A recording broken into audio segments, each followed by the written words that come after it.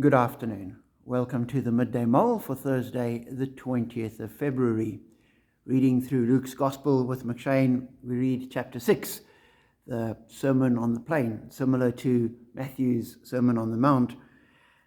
But in verse 32 of the chapter, Jesus has been talking about forgiving and turning the other cheek. And he continues, "If you love those who love you, what credit is that to you? Even sinners love those who love them.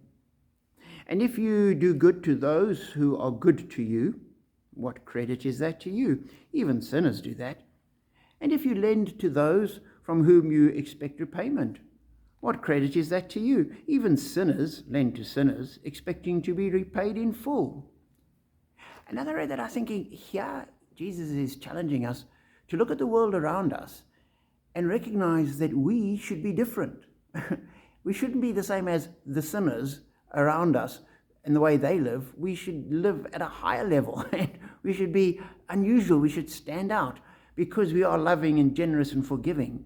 That we're not vindictive and we don't try and settle scores and all those kind of things which are so natural to the world. And then a few verses later, he says, if we live like that, he says, then your reward will be great and you will be children of the Most High, because he is kind to the ungrateful and wicked. Be merciful, just as your Father is merciful. I read that and I thought, here is God. And we look at how he treats the ungrateful and the wicked. And at another place, Jesus says, God sends his rain on the good and the wicked alike. He treats unbelievers generously and he treats them well.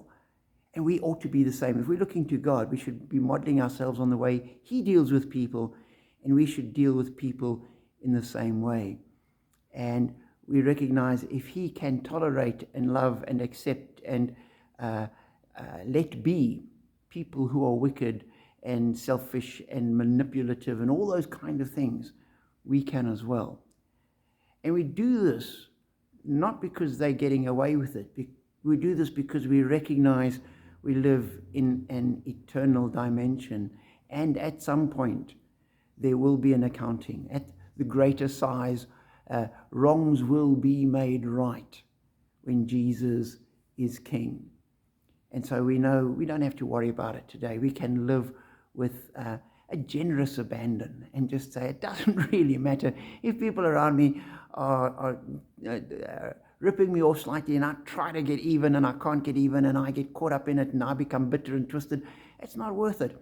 Certainly sort of live sensibly and don't let yourself be taken advantage of unnecessarily. But let's not make too big a deal of it. Let's copy God and say, one day it'll all be settled. And in the meanwhile, we live with generosity, we live with compassion, we live with love. And in that way, we become more and more like God. So be challenged at that thought and be encouraged to think that God deals with us in that kind of way as well. What a wonderful, gracious, forgiving, compassionate, loving Father we serve. Be blessed.